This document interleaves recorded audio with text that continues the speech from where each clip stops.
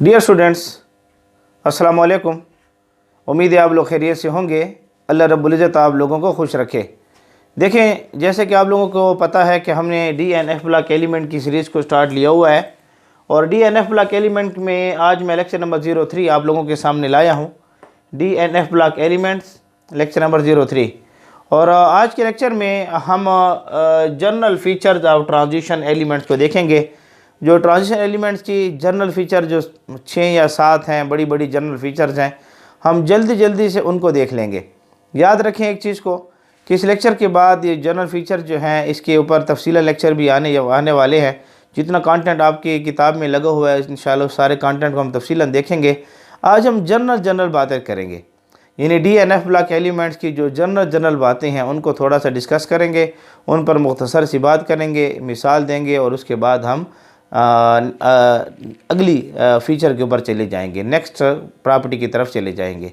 और उसके बाद ये चैप्टर जब आगे जाएगा तो इन्हीं जनरल फ़ीचर के ऊपर एक फ़ीचर के ऊपर तफसीलन भी बात होती जाएगी। बहरहाल बहुत सारी बातें आज भी मैं कर लूँगा। तो लेक्चर का स्टार्ट लेते हैं। मेरा नाम है गुलाम नबी और आप देख रहे हैं हमारा प्यारा सा खूबसूरत सा चैनल केमिस्ट्री वाला। देखें, आपके पास जो है general feature of transition elements में सबसे पहली जो प्रॉपर्टी आपके सामने लगी हुई है वो ये है कि ये जो आपके पास D ब्लॉक एलिमेंट्स हैं, D ब्लॉक एलिमेंट्स हैं या F ब्लॉक एलिमेंट्स हैं, D ब्लॉक और F ब्लॉक एलिमेंट्स जो आपके सामने हैं, ये जो एलिमेंट्स हैं D ब्लॉक के हैं या F ब्लॉक के एलिमेंट्स आपके सामने हैं, ये हार्ड हैं, हार्ड सख्त होते हैं और इनका मेल्टिंग पॉइंट और बॉइलिंग पॉइंट हाई होता है। मेल्टिंग पॉइंट और बॉइलिंग पॉइंट जो है इनका क्या होता है, हाई होता है। क्योंकि ये हार्ड है, हार्ड होने की वजह क्या है, इनके अंदर पाई जाती है मेटालिक बॉन्डिंग, मेटालिक बॉन्डिंग। आप लोग मेटालिक बॉन्डिंग को पीछे जो है फर्स्ट ईयर की केमिस्ट्री में पढ़ चुके हैं, 9th 10th की केमिस्ट्री में आप लोगों ने इसको तफसीलन देखा होगा। मेटालिक बॉन्डिंग में कि आउटर मोस्ट इलेक्ट्रॉन जो होते हैं ये जब बॉन्ड बनाना शुरू कर दें आपस में, इसको मेटालिक बॉन्डिंग का नाम देते हैं। तो बड़ा इलेक्ट्रॉन सी थ्योरी है या लोवन ड्रूड थ्योरी इसके ऊपर लगी हुई है, तो बहरहाल वो आपने वहाँ पर पढ़ी हुई है। इसके अंदर मेटालिक बॉन्डिंग पाई जाती है जिसकी वजह से ये हार्ड होते हैं और हार्ड होने की वजह से इनके मेल्टिंग और बॉइलिंग पॉइंट क्या होते हैं, हाई होते हैं। देखिए, आपको पता है कि मैंने आप लोगों को जो सीरीज़ लिखवाई थी, अगर आपको याद हो, मैंने स्कैनेडियम लिखवाया था, वेनेडियम लिखवाया था। अगर आपके पास जो सीरीज़ याद है, स्कैनेडियम था, वेनेडियम था और ये 3D सीरीज़ जो आपके सामने थी, स्कैनेडियम, टाइटेनियम, उसके बाद हमारे पास क्या था, वेनेडियम था। वेनेडियम के बाद क्रोमियम मैंगनीज था, क्रोमियम था, मैंगनीज था, आयरन था, कोबाल्ट था, निकल था, कापर था और आखिर में क्या था, जिंक था। तो इस सीरीज़ में अगर आप चेक करें तो मैंने आपको जो जनरल इलेक्ट्रॉनिक कन्फिगरेशन समझाई थी वो NF1 था और D था और NS2 था। D के अंदर 1 से लेकर 9 तक इलेक्ट्रॉन थे। अगर ट्रांजिशन एलिमेंट लेते थे, D ब्लॉक लेते हैं तो D के अंदर 1 से लेकर 10 तक भी आ सकते हैं। जैसे जिंक के अंदर 1 से लेकर 10 तक, जिंक के अंदर D के अंदर 10 इलेक्ट्रॉन पाए जाते हैं। तो यहाँ अगर आप चेक करें तो यहाँ पर जो 3D सीरीज़ थी, ये सीरीज़ जो मैंने आपके सामने बनाई थी, इस सीरीज़ को मैंने नाम दिया था 3D सीरीज़ का नाम दिया था, 3D सीरीज़ का नाम दिया था।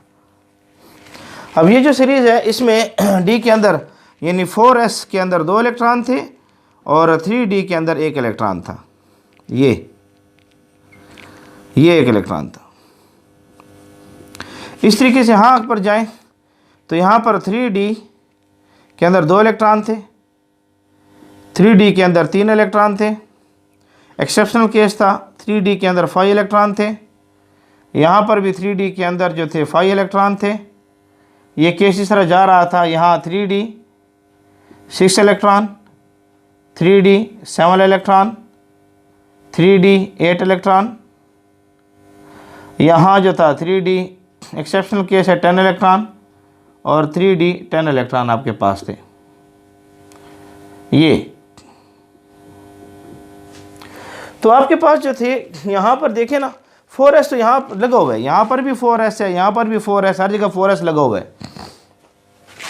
यहाँ पर चूँकि s ऑर्बिटल और d ऑर्बिटल की एनर्जी कंपेरेबल है, तकरीबन एक दूसरे के करीब है, सेम आ रही है, सेम तो नहीं है, कंपेरेबल एनर्जी है, एक दूसरे के करीब करीब है। इस वजह से बॉन्डिंग में ये इलेक्ट्रॉन भी हिस्सा लेते हैं और ये इलेक्ट्रॉन भी हिस्सा लेते हैं। तो मेटालिक बॉन्डिंग में ये d ऑर्बिटल के इलेक्ट्रॉन हिस्सा लेना शुरू कर देते हैं और इस वजह से इनका मेटालिक बॉन्ड अच्छा बनता है। मेटालिक बॉन्ड क्या बनता है? अच्छा बनता है। और इस मेटालिक बॉन्डिंग की वजह से ये हार्ड भी होते हैं और इनका मेल्टिंग और बॉइलिंग पॉइंट क्या होता है? ज़्यादा होता है। तो आउटर मोस्ट इलेक्ट्रॉन जो मेटल्स के पाए जाते हैं ये बॉन्डिंग में हिस्सा लें तो हम इसको मेटालिक बॉन्डिंग का नाम देते हैं। जैसे कि आपके पास यहाँ पर एक चार्ज ले लें पॉजिटिव, यहाँ पर दूसरा, यहाँ पर तीसरा, यहाँ पर चौथा, यहाँ पर पाँचवा, यहाँ पर छठा, और यहाँ पर आपने एक शीट ले रखी है।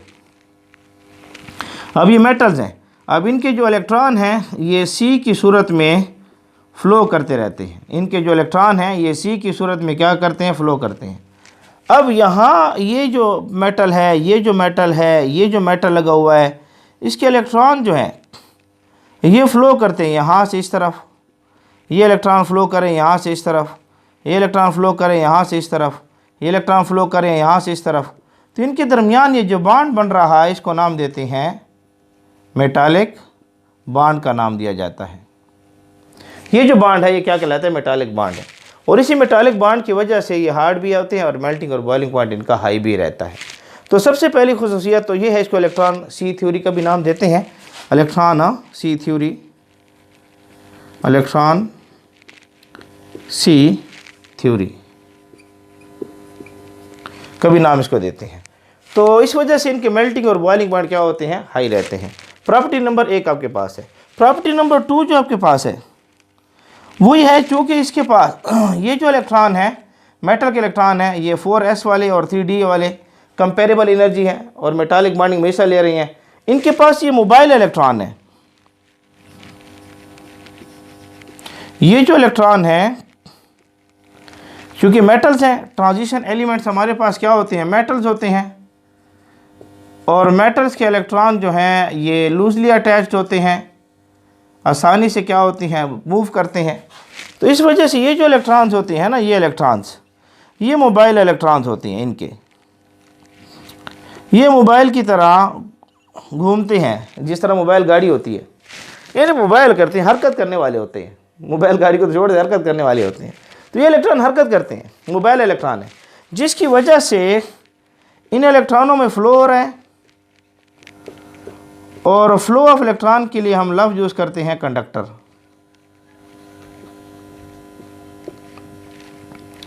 तो इसलिए ये कंडक्टर हैं, हीट के लिहाज से भी कंडक्टर हैं और करंट के लिहाज से भी कंडक्टर हैं। इनमें से करंट भी पास होता है और करंट पास होने के साथ साथ हीट भी पास होती है। तो good conductor of heat and electricity, property number 2 आपके सामने आनी चाहिए। ये 2 प्रॉपर्टीज़ हो गई हैं। प्रॉपर्टी नंबर 3 आपके पास है, यहाँ चेकिए इसको, प्रॉपर्टी नंबर 3 को। उम्मीद है आपको यह नज़र आ रहा होगा। Property number 3 variable oxidation state, इसके ऊपर तफसीरन भी बात होगी इंशाल्लाह, लेकिन यहाँ पर आप थोड़ी सी जो जर्नल प्रॉपर्टी है थोड़ा उसको चेक करते रहें। वेरिएबल ऑक्सीडेशन स्टेट, जो आपके पास डी ब्लॉक एलिमेंट्स हैं, एफ ब्लॉक एलिमेंट्स हैं, जैसे कि मैंने आप लोगों को समझाया था कि यहाँ पर इलेक्ट्रॉनिक कन्फिगरेशन होती है N-Fe1 D है और NS2 है। और यहाँ D 1 से लेकर 9 तक समझें। अगर डी ब्लॉक ट्रांजिशन एलिमेंट लेना चाहते हैं तो ये 1 से लेकर 9 से मुराद मेरी क्या होती है? ट्रांजिशन एलिमेंट मुराद होगी मेरी। अगर आप N-Fe1 लेते हैं और इसमें D के अंदर 1 से लेकर 10 तक लेते हैं तो 10 इलेक्ट्रॉन आप लेते हैं D के अंदर 1 से लेकर, तब हम इसको नाम देते हैं डी ब्लॉक का नाम देते हैं। इसमें फिर जिंक आ जाएगा, तो जिंक जो है डी ब्लॉक में आ जाएगा। तो डी के अंदर 10 इलेक्ट्रॉन लेते हैं तो डी ब्लॉक में आ जाएगा। अगर डी के अंदर 9 तक इलेक्ट्रॉन लेते हैं तो हम इसको ट्रांजिशन एलिमेंट का नाम देते हैं। बस इसकी मैं वजाहत कर चुका हूँ। ट्रांजिशन एलिमेंट जो है मैं तफसीलन समझा चुका हूँ। उसकी डिफिनीशन लेक्चर नंबर 01 को आप ज़रूर चेक करें, वहाँ पर मैंने ट्रांजिशन एलिमेंट की तारीफ़ तफसीलन समझाई है। तो हमारे पास जो क्या होगा, ये जो है ना 1 से लेकर प्ले लिस्ट तैयार हो रही है, इंशाल्लाह तैयार है। आप हमारे चैनल पर जाएं और प्ले लिस्ट में आप डी ब्लॉक एलिमेंट्स को चेक करें। तो यहाँ पर जो इनकी एनर्जी है ना, ये एनर्जी, ये इनकी जो एनर्जी है, इनकी एनर्जी तकरीबन एक दूसरे के करीब है। हम इनको नाम देते हैं कंपेरेबल एनर्जी, कंपेरेबल एनर्जी। इनकी जो एनर्जी है वो तकरीबन एक दूसरे के करीब है, और जिसकी वजह से ये 4s के इलेक्ट्रॉन भी बॉन्डिंग में हिस्सा ले। मैं 3d की बात कर रहा हूँ, ज़्यादातर 3d ज़्यादा डिस्कस होती है। 4s के इलेक्ट्रॉन भी बॉन्डिंग में हिस्सा लेते हैं, और यहाँ पर 3d के इलेक्ट्रॉन जो हैं 1 से लेकर 9 तक समझें या 1 से लेकर 10 तक समझें, ये इलेक्ट्रॉन भी बॉन्डिंग में हिस्सा लेते हैं। 4s वाले इलेक्ट्रॉन भी बॉन्डिंग में हिस्सा लेंगे, और आपके पास जो है ये d ऑर्बिटल इलेक्ट्रॉन भी बॉन्डिंग में हिस्सा लेंगे, जिसकी वजह से इनकी ऑक्सीडेशन स्टेट वेरिएबल आएगी। जिनकी ऑक्सीडेशन स्टेट क्या आएगी? वेरिएबल आएगी।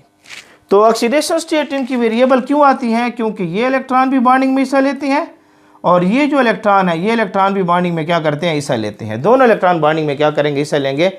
इस वजह से इनकी ऑक्सीडेशन स्टेट वेरिएबल आएगी। जैसे आपके पास कॉपर है, इसकी इलेक्ट्रॉनिक कन्फिगरेशन अगर आप निकालें तो ये हो जाती है 3d9, 3d10 और 4s1। ये इसकी इलेक्ट्रॉनिक कन्फिगरेशन है। थोड़ा सा एक्सेप्शनल इलेक्ट्रॉनिक कन्फिगरेशन है। 3d9 होना चाहिए और 4s2 होना चाहिए, लेकिन स्टेबल ऑक्सीडेशन स्टेट ये है 3d10 और 4s1, इसलिए एक्सपेरिमेंटल बेस पर ये ऑक्सीडेशन स्टेट हमें हासिल होती है। अब इसमें क्या होता है कि अगर ये एक इलेक्ट्रॉन लूज करे ये, तो इसके पास होगा कॉपर +1, 3d10 और 4s हो जाएगा 0। एक ऑक्सीडेशन स्टेट इसकी हमारे पास पाई जाती है कि हमारे पास कॉपर +1 शो हो रहा है, ऑक्सीडेशन स्टेट शो कर रहा है, तो ये +1 शो करेगा। इस तरीके से हमें कॉपर जो है +2 ऑक्सीडेशन स्टेट भी शो करता है। इसमें क्या होता है कि 3d9 हो जाता है, 3d9 और 4s0, यानी ये डी ऑर्बिटल को जो इलेक्ट्रॉन है ना, ये भी बॉन्डिंग में हिस्सा लेना क्या कर देता है? शुरू कर देता है। तो आपके पास कॉपर +2 बन जाता है। ये कंपाउंड आपको मिलता है एक्सपेरिमेंटल बेस के ऊपर, CuCl2। इसमें क्लोरीन 1 के ऊपर -1 है, 2 के लिए -2 है, रिजल्ट 0 लाना है, तो यहाँ पर कॉपर +2 आ रहा है। तो आप देख रहे हैं कॉपर +2 ऑक्सीडेशन स्टेट भी शो करता है। क्यों? वजह क्या है कि 4s के जो इलेक्ट्रॉन हैं और 3d के इलेक्ट्रॉन है, यानी d और s ऑर्बिटल के इलेक्ट्रॉन जो है d ब्लॉक एलिमेंट में और f ब्लॉक एलिमेंट में, ये कंपेरेबल इन एनर्जी है। एनर्जी इनकी तकरीबन करीब है, एक दूसरे के करीब है, एनर्जी करीब है, तो इस वजह से ये s ऑर्बिटल और d ऑर्बिटल बॉन्डिंग में हिस्सा लेते हैं। सबसे पहले याद रखें कि यहाँ पर अगर मैंने ये न्यूक्लियस बना रखा है, न्यूक्लियस, और इसके आसपास ये शेल भी है और ये शेल भी है, 3d ऑर्बिटल यहाँ पर होता है और 4s ऑर्बिटल यहाँ पर होता है। इसलिए आपके पास जो आउटर मोस्ट है ना, वो ये है, आउटर मोस्ट ऑर्बिटल जो है वो ये है। इसलिए सबसे पहले बॉन्डिंग में हिस्सा जो लेगा ना, वो 4s लेगा, 4s बॉन्डिंग में हिस्सा लेगा। उसके बाद बॉन्डिंग में हिस्सा लेगा, इसको पेनल्टीमेट सेल का ऑर्बिटल का नाम देते हैं, पेनल्टीमेट, यानी जो बॉन्डिंग में इब्तिदा में हिस्सा ये लेगा आउटर मोस्ट, उसके बाद वाला ये लेगा। इसलिए याद रखें कि आउटर मोस्ट ऑर्बिटल पहले बॉन्डिंग में हिस्सा लेगा। समझ आ रही है बात की? इसलिए अगर मैं आपके सामने जिंक के लिए लिखूं Zn+2 और मैं पूछूं कि हमारे पास 3d और 4s में बॉन्डिंग में हिस्सा किसने लिया है, तो याद रखें इलेक्ट्रॉनिक कन्फिगरेशन ये होगी, ये 0 हो जाएगा और ये 3d10 हो जाएगा, यानी 4s जो है ये बॉन्डिंग में क्या करेगा? हिस्सा लेगा। जो आउटर मोस्ट ऑर्बिटल है, penultimate shell, penultimate orbital bonding में हिस्सा इब्तिदा में नहीं लेता, पहले ये लेगा फिर उसके बाद ये लेगा। क्यों लेगा 3d? क्योंकि कंपेरेबल इन एनर्जी है, s ऑर्बिटल से एनर्जी की करीब है, इस वजह से बॉन्डिंग में हिस्सा लेगा। इस वजह से ये वेरिएबल ऑक्सीडेशन स्टेट शो करते हैं। अब कॉपर को देखें, +1 भी शो करता है, +2 भी शो करता है। इस तरीके से क्रोमियम के वेरिएबल ऑक्सीडेशन स्टेट की हम तफसीलन इसको डिस्कस करेंगे। तो प्रॉपर्टीज, जनरल प्रॉपर्टीज को थोड़ा डिस्कस कर रहे हैं। पहली प्रॉपर्टी हो गई है मेटालिक बॉन्डिंग है, high melting and boiling point है, good conductor of heat and electricity, क्योंकि मोबाइल इलेक्ट्रॉन इसमें पाए जाते हैं। और उसके बाद वेरिएबल ऑक्सीडेशन स्टेट, क्यों? क्योंकि आपके पास जो है s ऑर्बिटल और d ऑर्बिटल की कंपेरेबल एनर्जी है, एक दूसरे के करीब है एनर्जी, जिसकी वजह से s ऑर्बिटल और d ऑर्बिटल तीनों बॉन्डिंग में हिस्सा लेंगे। 3 प्रॉपर्टी हो गई हैं, मज़ीद 4 जनरल प्रॉपर्टीज़ हैं, उसको डिस्कस करते हैं। मैं साइड पर हो गया हूँ, आप इसको स्क्रीनशॉट लेना चाहते हो ले लें, सब जल्दी करें, ये वीडियो को पास करके नोट कर लें। उम्मीद है आप लोगों ने नोट कर लिया होगा, साफ़ करने जा रहा हूँ ताकि जगह क्रिएट हो सके। प्रॉपर्टी नंबर हमारे पास आ रही है नेक्स्ट प्रॉपर्टी, जो प्रॉपर्टी नंबर 4 है। उम्मीद है आप लोगों को समझ आ गया होगा, तो माशाल्लाह समझ आ गया है, बहुत अच्छी बात है। अगर आप लोगों को समझ आ गया है तो हमारा तो मकसद ही है कि आप लोगों को कुछ समझा सकें, कुछ फ़ायदा आपको पहुंच सके। अगर हमसे आप लोगों को फ़ायदा पहुंच रहा है तो बस यही तो हमारा मेन मकसद है। बस ये गुजारिश आप लोगों से है कि आप ही लोगों का चैनल है केमिस्ट्री वाला के नाम से, और आप ही मेहनत करें, खूब पढ़ते रहें ताकि ज़्यादा से ज़्यादा बच्चों को फ़ायदा पहुँचे। देखिए ना, जो प्रॉपर्टी नंबर 4 हमारे पास आ रही है, प्रॉपर्टी नंबर 4, प्रॉपर्टी नंबर 4 जो हमारे पास है कि हमारे पास जो डी ब्लॉक हैं, डी ब्लॉक के जो एलिमेंट्स हैं या हमारे पास एफ ब्लॉक के जो एलिमेंट्स हैं,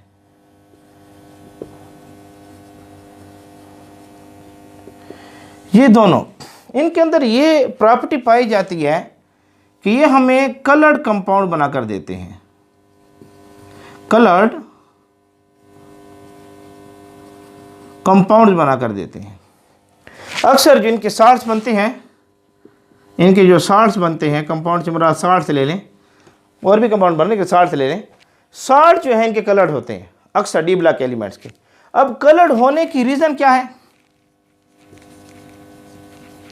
कलर्ड होने की जो सबसे बड़ी रीज़न हमारे पास है वो है D transition, D transition, D transition होती है, डी ट्रांजिशन होती है। क्या होता है कि आपके पास ये जो डी ऑर्बिटल है, ये डी ऑर्बिटल, ये 1 2 3 4, ये डी ऑर्बिटल जो आपके पास मौजूद है, ये डी ऑर्बिटल के ऊपर जब लिगेंड अप्रोच करता है, लिगेंड से इसके ऊपर क्या करते हैं, अप्रोच करता है कॉम्प्लेक्स बनाने के लिए, तो ये स्प्लिट अप होता है। ये ऑर्बिटल क्या होता है, स्प्लिट अप होता है। जब ये स्प्लिट अप होता है तो इस चीज़ में स्प्लिट अप होता है, चेक करें इसको थोड़ा सा, ये ऐसे स्प्लिट होगा, यहाँ पर बनेगा टी टी जू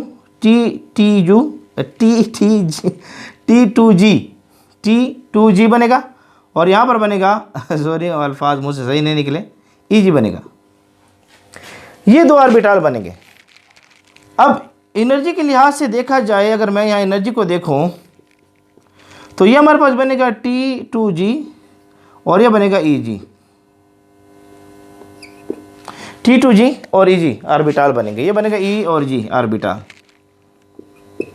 इसको EG ऑर्बिटल का नाम दिया गया, इसको T2G ऑर्बिटल का नाम दिया गया, T2G ऑर्बिटल।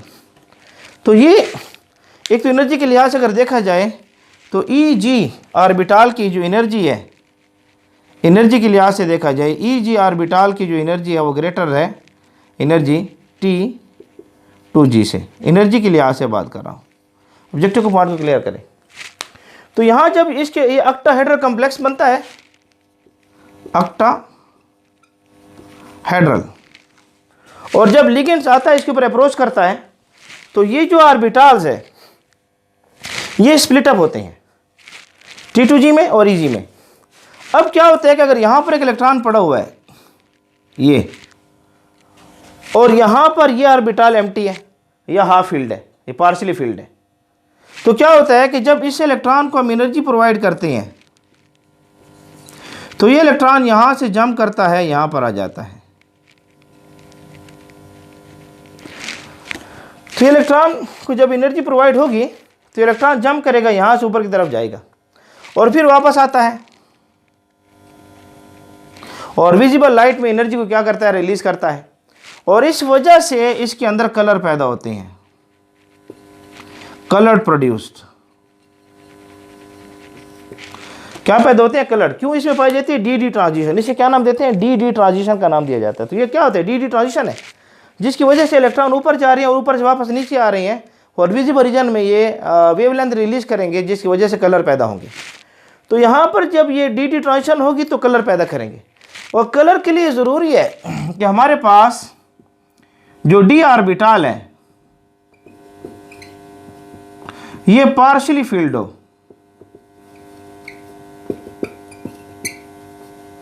डी ऑर्बिटल जो है हमारे पास क्या हो, पार्शियली फील्ड हो। अगर डी ऑर्बिटल फुली फील्ड होगा तो कलर पैदा नहीं होंगे।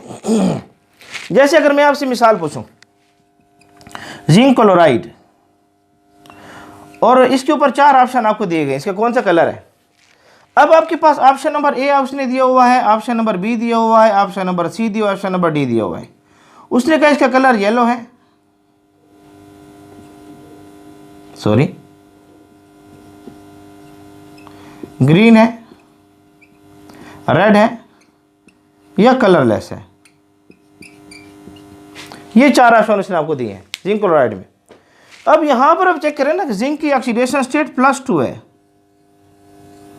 क्योंकि क्लोरीन 1 के लिए Fe1 है, 2 के लिए Fe2 होगा, रिजल्ट 0 लाना है, तो यहाँ जिंक +2 है। और मैं अभी समझा चुका हूँ कि जिंक जो हमारे पास मौजूद है ये +2 ऑक्सीडेशन स्टेट कब शो करता है, कि जब इसके पास 3D के अंदर 10 इलेक्ट्रॉन है और 4s के अंदर 2 इलेक्ट्रॉन है। ये 2 इलेक्ट्रॉन इसने लूज किए, और 2 इलेक्ट्रॉन लूज किए तो ये बना Zn+2, 3D के अंदर 10 इलेक्ट्रॉन और 4s के अंदर 0 इलेक्ट्रॉन। क्योंकि आउटर मोस्ट ऑर्बिटल तो 4s है ना, ये बॉन्डिंग में से लेगा इब्तिदा में, 3D में 10 हो जाएंगे। तो क्या होगा कि जब स्प्लिटिंग होगी आपके पास ऑक्टाहेड्रल कॉम्प्लेक्स की, तो इस किस्म की स्प्लिटिंग होगी ये।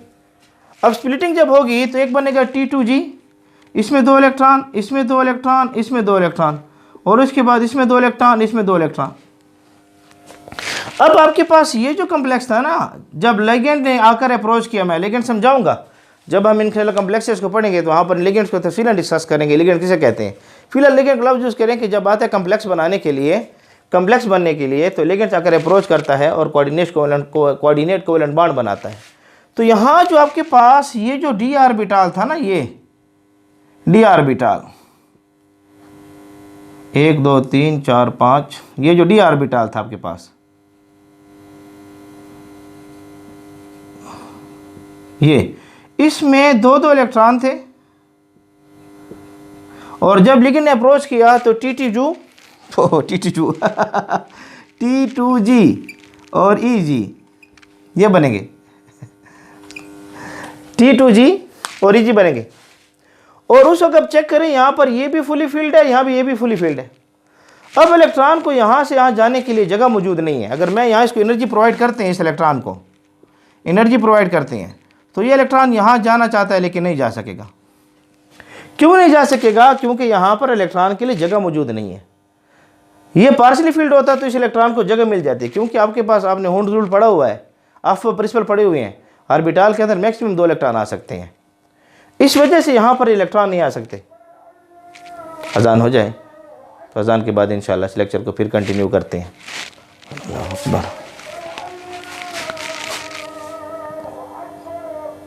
तो अजान की वजह से लेक्चर थोड़ा स्टॉप हो, थोड़ा चेक करें ना। हमने यहाँ पर जो है चूँकि डी ऑर्बिटल में आप देख रहे हैं कि यहाँ पर जो है डी डी ट्रांजिशन नहीं होगी, तो यहाँ पर D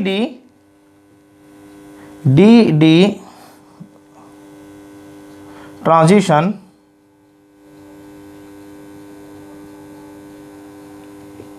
is not possible.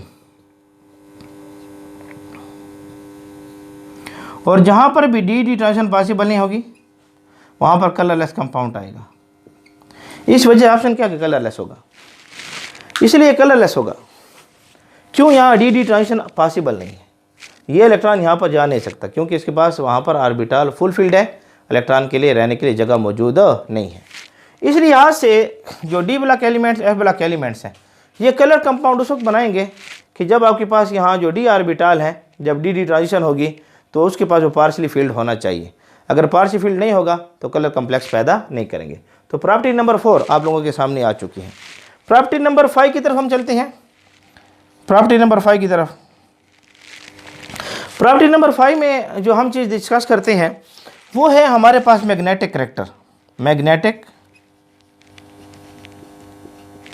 Character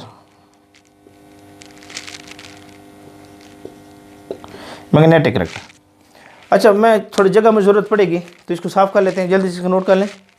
मैं सेट पर होगा, स्क्रीनशॉट लेना चाहते हैं ले लें जल्दी से, शाबाश। उम्मीद है आप लोगों ने स्क्रीनशॉट ले लिया होगा, या वीडियो को पास करके आप नोट कर लें, ठीक है ना। तो हमारे पास जो है प्रॉपर्टी नंबर 5 जो आएगी, प्रॉपर्टी नंबर 5 वो मैग्नेटिक करेक्टर है। मैग्नेटिक करेक्टर मैं ऊपर लिख देता हूँ इसको, ठीक है ना, ताकि इसके ऊपर कुछ बातें हम कर सकें मैग्नेटिक करेक्टर के ऊपर। तो उम्मीद है आप लोगों को समझ आ रहा होगा। कलर कंपाउंड कब बनते हैं, जब डी ट्रांजिशन हो। जहाँ पर डी ट्रांजिशन नहीं होगी वहाँ पर कलर कंपाउंड पैदा नहीं होंगे। इसको अच्छे तरीके से नोट कर लें। मैंने एक मिसाल आप लोगों के सामने रखी है। Property number 5 magnetic character. Magnetic character, magnetic character, magnetic character किसे कहते हैं कि मैग्नेटिक फील्ड के अंदर जब आप डी ब्लॉक एलिमेंट्स के कंपाउंड्स के लिए जाएंगे तो उस वक्त देखा जाएगा या तो मैग्नेटिक फील्ड में ये अट्रैक्ट होंगे, या मैग्नेटिक फील्ड में रिपेल होंगे, या मैग्नेटिक फील्ड में बहुत ज़्यादा अट्रैक्शन शो करेंगे। 3 किस्म की प्रॉपर्टीज डिस्कस हो सकती हैं मैग्नेटिक फील्ड में। आई रिपीट, फिर सुने, मैग्नेटिक फील्ड में या थोड़े बहुत अट्रैक्ट होंगे, थोड़े बहुत अट्रैक्ट होंगे। मैग्नेटिक फील्ड में या थोड़े बहुत रिपेल होंगे, या मैग्नेटिक फील्ड में जो है ये बहुत ज़्यादा अट्रैक्शन शो करेंगे। फिर मैग्नेटिज्म का नाम उसकी लफ्ज़ यूज़ करते हैं। तो magnetic character D block elements की एक सिफत है। डी ब्लॉक, यही आपने एफ ब्लॉक के अंदर भी यही बातें सारी कयास करके अपने दिमाग में रख लेनी है। जो डी ब्लॉक एलिमेंट्स है इसके अंदर मैग्नेटिक करेक्टर होते हैं, या अट्रैक्ट होते हैं या रिपेल होते हैं। अगर हम ये देखते हैं कि ये जो डी ब्लॉक एलिमेंट्स हैं, डी ब्लॉक एलिमेंट्स, इसमें अगर आप चेक करें वो कोई भी एलिमेंट्स आप ले सकते हैं। जैसे आपके सामने मैंने एक सीरीज़ आपके सामने ली थी, तो आपके पास अगर ये डी ब्लॉक है ये, और ये डी ऑर्बिटल जो है, अगर इसके पास अनपेयर्ड इलेक्ट्रॉन है, डी ऑर्बिटल में क्या मौजूद है, अनपेयर्ड इलेक्ट्रॉन है, तो उस वक्त ये देखा गया है कि इसके जो कंपाउंड है, डी ऑर्बिटल के एलिमेंट के कंपाउंड हैं, उनको देखा गया है कि अट्रैक्ट होते हैं, attracted by external magnetic field। External magnetic field में क्या होते हैं, अट्रैक्ट होते हैं, थोड़ा बहुत अट्रैक्ट होंगे, ज़्यादा अट्रैक्ट नहीं होते, थोड़ा बहुत क्या होते हैं मैग्नेटिक फील्ड में जो है ये होते हैं अट्रैक्ट होना क्या हो जाते हैं, शुरू हो जाते हैं थोड़ा बहुत। तो मैग्नेटिक फील्ड में जब अट्रैक्ट होना शुरू हो जाएंगे तो इसके लिए हम लफ्ज़ यूज़ करते हैं पैरामैग्नेटिक। लफ्ज़ क्या यूज़ करते हैं, पैरा मैग्नेटिक प्रॉपर्टी।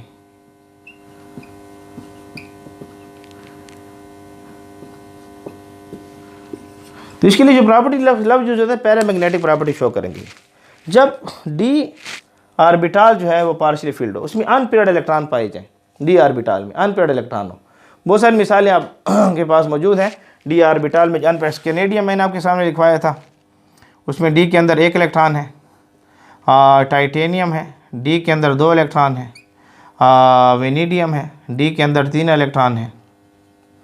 क्रोमियम है, डी के अंदर जो है 5 इलेक्ट्रॉन है। मैंगनीज़ है, डी के अंदर जो है 5 इलेक्ट्रॉन है। बहुत सारे आपके पास जो हैं ऐसे एलिमेंट्स आपके सामने मौजूद हैं। स्केनेडियम है, टाइटेनियम है, वेनेडियम है, क्रोमियम है, मैंगनीज़ है। स्केनेडियम है, टाइटेनियम, वेनेडियम, क्रोमियम, मैंगनीज़, इनके अंदर आप चेक करें तो यहाँ डी ऑर्बिटल के अंदर 1 इलेक्ट्रॉन है। यहाँ इसको चेक करें, डी ऑर्बिटल के अंदर आप चेक करें तो यहाँ पर 2 इलेक्ट्रॉन है। यहाँ वेनेडियम को आप चेक करें तो डी ऑर्बिटल के अंदर आप देखेंगे आप तो यहाँ पर 3 इलेक्ट्रॉन है। समझ आ रही है। इस तरह क्रोमियम को आप चेक करेंगे, मैंगनीज को आप चेक करेंगे तो आप यहाँ देख रहे हैं कि इनके पास डी ऑर्बिटल के अंदर जो है कितने इलेक्ट्रॉन पाए जाते हैं, अनपेयर्ड इलेक्ट्रॉन है। तो जिनके अंदर डी ऑर्बिटल के अंदर अनपेयर्ड इलेक्ट्रॉन होंगे, ये हर ऑर्बिटल के अंदर 1-1 इलेक्ट्रॉन पाया जाए, डी ऑर्बिटल के अंदर क्या मौजूद हो, अनपेयर्ड इलेक्ट्रॉन, अनपेयर्ड इलेक्ट्रॉन्स। तो उस वक्त देखा गया है कि ये जो हमारे सामने डी ब्लॉक एलिमेंट्स हैं ये हमें मैग्नेटिक करेक्टर शो करते हैं। एक्सटर्नल मैग्नेटिक फील्ड में थोड़ा बहुत क्या होते हैं, अट्रैक्ट होना शुरू हो जाते हैं। हाँ, अगर डी ऑर्बिटल के अंदर अनपेयर्ड इलेक्ट्रॉन मौजूद ना हो, यानी हम ये देखते हैं कि हमारे पास डी ऑर्बिटल है, d orbital having no unpaired electron,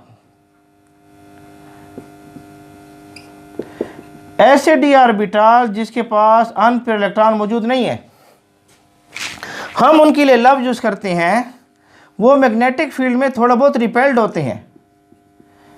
तो ये क्या होते हैं, रिपेल्ड होते हैं एक्सटर्नल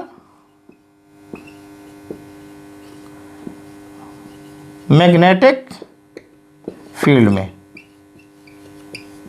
एक्सटर्नल मैग्नेटिक फील्ड में क्या होते हैं, रिपेल्ड होते हैं। इस वजह से इसको नाम दिया जाता है, इनके लफ्ज़ यूज़ होता है डाया मैग्नेटिक। इनके लफ्ज़ क्या हो जाता है, डाया मैग्नेटिक का लफ्ज़ यूज़ होता है। जिसके पास डी ऑर्बिटल में अनपेयर्ड इलेक्ट्रॉन मौजूद ना हो, तो हम इस लफ्ज़ यूज़ क्या करेंगे, डाया मैग्नेटिक का लफ्ज़ यूज़ करेंगे। जैसे आपके पास जिंक, सबसे अच्छी मिसाल जिंक +2 ले लें या जो भी ले लें, 3D10 4s0। अब यहाँ पर आप चेक करें, ये जो डी ऑर्बिटल है जिंक का, ये यहाँ इसके पास 2 इलेक्ट्रॉन, यहाँ 2 इलेक्ट्रॉन, यहाँ 2 इलेक्ट्रॉन, यहाँ 2 इलेक्ट्रॉन, यहाँ 2 इलेक्ट्रॉन। अब मैग्नेटिक फील्ड में ये अट्रैक्ट नहीं होंगे, तो रिपेल होंगे, जिसकी वजह हम इसको डायमैग्नेटिक का नाम देते हैं। क्यों, वजह क्या है कि यहाँ पर इस इलेक्ट्रॉन की स्पिन पैदा होगी और इस इलेक्ट्रॉन की स्पिन पैदा होगी, एक क्लॉकवाइज और एक एंटी क्लॉकवाइज पैदा होगी। दोनों इलेक्ट्रॉनों के अंदर अपोजिट स्पिन पैदा होगी। क्या पैदा होगी, अपोजिट स्पिन पैदा होगी।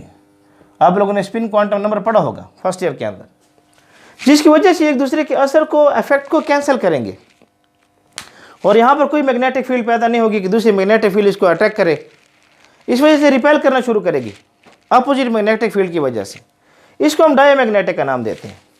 और जब आप देखें ये पैरामैग्नेटिक प्रॉपर्टी एक्सट्रीम केस पर पहुंच जाए, ये जो आपके पास पैरामैग्नेटिक प्रॉपर्टी है एक्सट्रीम केस तक पहुंच जाए, तो हम इसके लफ्ज़ यूज़ करते हैं फेरोमैग्नेटिज्म।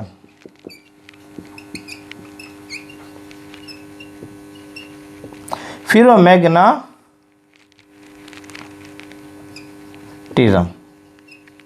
का यूज़ करते हैं, फेरोमैग्नेटिक का लफ्ज़ यूज़ करते हैं, फेरोमैग्नेटिज्म का लफ्ज़ यूज़ करते हैं। और उसके लिए आपके पास जो है, जब आपके पास ये फेरोमैग्नेटिज्म कब होगा कि जब डी ऑर्बिटल के अंदर 5 इलेक्ट्रॉन आ जाएं। डी ऑर्बिटल के अंदर कितने इलेक्ट्रॉन आ जाएं, 5 इलेक्ट्रॉन आ जाएं, हम इसके लिए फेरोमैग्नेटिज्म का लफ्ज़ यूज़ करते हैं। जैसे आपके पास यहाँ पर देखें क्रोमियम और मैंगनीज। अगर आप चेक करें क्रोमियम को, यहाँ आपको नज़र आ रहा होगा क्रोमियम को, तो क्रोमियम की जो इलेक्ट्रॉनिक कन्फिगरेशन बनती है 3D के अंदर जो है 5 है और 4s के अंदर 1 है। अगर ये एक इलेक्ट्रॉन लूज करता है, ये जो एक इलेक्ट्रॉन है इसको ये क्या करता है, लूज करता है इस एक इलेक्ट्रॉन को, क्रोमियम, तो ये बनेगा क्रोमियम +1। अब आपके पास जो है 3D के अंदर 5 इलेक्ट्रॉन रह गए हैं, ये एक इलेक्ट्रॉन, यहाँ एक इलेक्ट्रॉन, यहाँ एक इलेक्ट्रॉन, यहाँ एक इलेक्ट्रॉन, यहाँ इलेक्ट्रॉन। तो इस सूरत में ये फेरोमैग्नेटिज्म शो कर रहा है। ये क्यों, डी ऑर्बिटल के अंदर इलेक्ट्रॉन कितने आ गए हैं, डी ऑर्बिटल हाफ फील्ड हो चुका है। जब डी ऑर्बिटल में 5 अनपेयर्ड इलेक्ट्रॉन हो जाए तो हम इसको फेरोमैग्नेटिज्म का नाम देते हैं। इस तरीके से मैंगनीज आपके सामने है, ये मैंगनीज Mn, इसके पास 3D के अंदर 5 इलेक्ट्रॉन है, 4s के अंदर 2 इलेक्ट्रॉन है। ये 2 इलेक्ट्रॉन लूज कर दें, ये 2 इलेक्ट्रॉन, तो Mn +2, 3D के अंदर कितने इलेक्ट्रॉन आ जाएंगे, 5 इलेक्ट्रॉन आ जाएंगे। ये अब आपके पास जो है फेरोमैग्नेटिक खुसूसियात शो करेगा। इसमें एक एक इलेक्ट्रॉन पूरा हो चुका है, डी ऑर्बिटल हाफ फील्ड हो चुका है। तो ये मैंगनीज +2 जो है ये शो करेगा, फेरोमैग्नेटिज्म शो करेगा। मैंगनीज +2 फेरोमैग्नेटिज्म शो करेगा। इस तरीके से आपके पास आयरन है, कोबाल्ट है, निकल है। जब +5, जब इसमें डी ऑर्बिटल में इलेक्ट्रॉन आ जाने, पास ये आ जाएं, अनपेयर इलेक्ट्रॉन जो है 5 आ जाएं डी ऑर्बिटल के अंदर, तो हम इसको फेरोमैग्नेटिज्म का नाम देते हैं। जैसे आयरन को आप देख लें,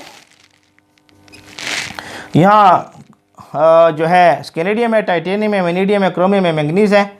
उसके बाद जो है आपके पास आयरन है, आयरन, स्केनेडियम, टाइटेनियम, मैंगनीज के बाद आयरन है। अब आयरन में आप चेक करेंगे तो आपके पास डी ऑर्बिटल के अंदर 6 इलेक्ट्रॉन है। आयरन में इलेक्ट्रॉनिक कन्फिगरेशन यहाँ आयरन की देखें, 3d10 4s2। अब ये क्या करता है कि 2 इलेक्ट्रॉन ये लूज करते हैं और यहाँ से भी 1 इलेक्ट्रॉन लूज करता है, सॉरी 3d6 और 4s2। तो यहाँ ये 2 इलेक्ट्रॉन लूज करेगा, 1 इलेक्ट्रॉन यहाँ से भी लूज करेगा, ये आएगा आयरन +3। तो +3 के बाद यहाँ पर आएगा 3d5 4s0। अब ये जो 3d5 इलेक्ट्रॉन आपके पास मौजूद हैं, ये इस सूरत में फेरोमैग्नेटिक है। आपके पास 1 इलेक्ट्रॉन रहता है। तो +3 जो है ना, +3, उम्मीद है आपको नजर आ रहा होगा, +3 जो है ना ये फेरोमैग्नेटिज्म शो करता है। +3 फेरोमैग्नेटिज्म शो करता है। अगर मैं पूछूं आयरन +2 शो करेगा फेरोमैग्नेटिज्म, तो याद है कि नहीं शो करेगा। क्यों? +2 में क्या था कि यहां पर 3d के अंदर 6 इलेक्ट्रॉन है और 4s के अंदर 0 इलेक्ट्रॉन है। इस सूरत में अगर कोई पूछे कि ये फेरोमैग्नेटिज्म शो करेगा, ना, फेरोमैग्नेटिक तो होगा लेकिन फेरोमैग्नेटिक नहीं होगा। तो यहां याद रखें, नॉट फेरोमैग्नेटिक।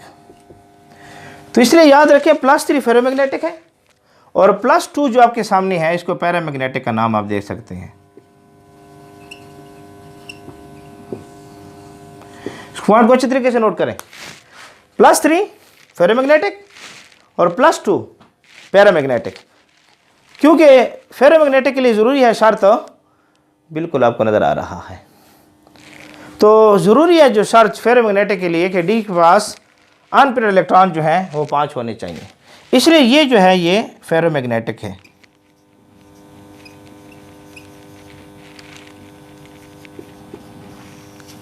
और +2 जो पैरामैग्नेटिक होगा। तो मैग्नेटिक प्रॉपर्टी नंबर 5 आपके सामने आ चुकी है। आप इसको नोट करें, मैं साइड पर हो गया हूँ, स्क्रीनशॉट ले लें इसका शाबाश जल्दी से। फिर इसकी प्रॉपर्टी 2 प्रॉपर्टीज मजीद उसको डिस्कस करते हैं। ये जनरल प्रॉपर्टीज हैं जो डिस्कस कर रहे हैं, साथ तफसील आ रही है तो ठीक है, उम्मीद है आप लोगों ने नोट कर लिया होगा और समझ भी आ गया होगा। तो फेरोमैग्नेटिक, डायमैग्नेटिक और पैरामैग्नेटिक आपको क्लियर हो चुका है इंशाल्लाह मिसालों के साथ, और समझ भी आ चुका है और बहुत अच्छी बात है। इसको अच्छे तरीके से नोट करें। इस पर ऑब्जेक्टिव आ रही हैं, कौन सा फेरोमैग्नेटिक शो करेगा, कौन सा डायमैग्नेटिक शो करेगा, और ख़ुसूसन 3D सीरीज़ में इसको तफसीलन अप्लाई करें। आपकी 3D सीरीज़ में इसके ऊपर अक्सर सवाल ज़्यादा आ रहे हैं। तो आपको इंशाल्लाह अभी फ़र्क भी क्लियर हो चुका है, फेरोमैग्नेटिक, पैरामैग्नेटिक, डायमैग्नेटिक, और समझ भी आ गया होगा इंशाल्लाह। प्रॉपर्टी नंबर 6, ये हमारे पास कम्प्लेक्सेस बनाते हैं, कम्प्लेक्स कंपाउंड्स बनाते हैं। इसी DNF ब्लॉक एलिमेंट में हर एक चैप्टर कम्प्लेक्स, एक जो सेक्शन है वो कम्प्लेक्स है, कम्प्लेक्सेस फॉर्मेशन। इसको कम्प्लेक्सेस फॉर्मेशन भी कहते हैं, कम्प्लेक्स कंपाउंड का भी नाम देते हैं। कम्प्लेक्सेस फॉर्मेशन से मुराद ये है कि इसके अंदर कोऑर्डिनेट कोवैलेंट्स बॉन्ड पाए जाते हैं, कोऑर्डिनेट कोवैलेंट बॉन्ड्स पाए जाते हैं। इसमें ये होता है, इसकी तफसील हम करेंगे इंशाल्लाह। यहाँ से ये समझ लें कि आपके पास जो है मेटल आयन दरमियान में होता है और लाइगेंड्स या लाइगेंड्स का लफ्ज़ यूज़ करें, लेट्स सपोज ये एक्स है, ये इसको अपने lone pair of electron donate करता है। ये वाई है, ये इसको अपने lone pair of electron donate करेगा। ये एक्स है, ये अपने लोन पेयर ऑफ इलेक्ट्रॉन इसको डोनेट करेगा। ये वाई है, ये अपने लोन पेयर ऑफ इलेक्ट्रॉन से क्या करेगा, लेट्स सपोज एक्स है, वाई है, जो भी है, अपने लोन पेयर ऑफ इलेक्ट्रॉन इसको क्या करेगा, डोनेट करेगा और बनाएगा कोऑर्डिनेट कोवेलेंट बॉन्ड। अब ये जो बॉन्ड है, इस बॉन्ड को नाम दिया जाता है कोऑर्डिनेट कोवेलेंट बॉन्ड का नाम दिया जाता है। ये बनाता है कोऑर्डिनेट कोवेलेंट बॉन्ड बनाता है। अब ये जो एक्स है, इसके लिए लिगेंड्स का लफ्ज़ यूज़ करें या लाइगेंड्स का लफ्ज़ यूज़ करें? ये किस में पढ़ेंगे? मोनोडेंटाइड है, बाइडेंटाइड है, पॉलीडेंटाइड है, तफसील इसके ऊपर बात चलेगी इंशाल्लाह। इसके नोमेनक्लेचर भी है, बड़ा मशहूर है। और ये सेंट्रल मेटल एटम होगा, ये सेंट्रल मेटल एटम पाया जाएगा। अब रीज़न ये है कि आपके पास ये कॉम्प्लेक्स क्यों बनाता है? रीज़न इसके पास ये है कि इसके पास डी ऑर्बिटल है और डी ऑर्बिटल पार्शियली फील्ड है।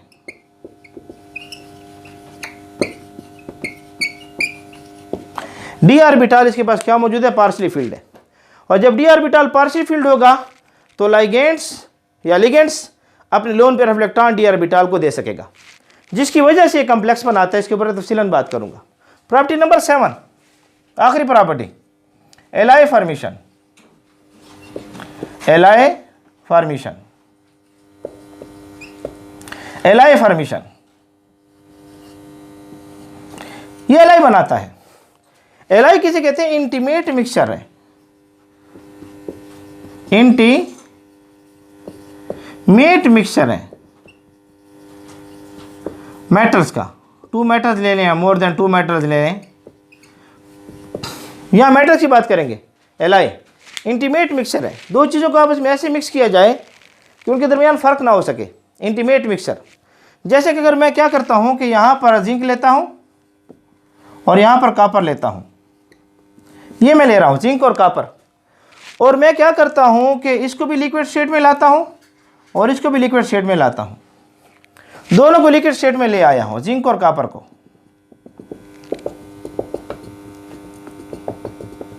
तो इसमें क्या है कि ये आपके पास जिंक है, ये उसके मेटल है, ये कॉपर है, ये उसके मेटल्स हैं। अब जब दोनों को मिक्स किया जाएगा तो दोनों का साइज सेम है। इसका और इसका साइज को देखा जाए, इसका साइज और इसका साइज ये तकरीबन सेम होता है।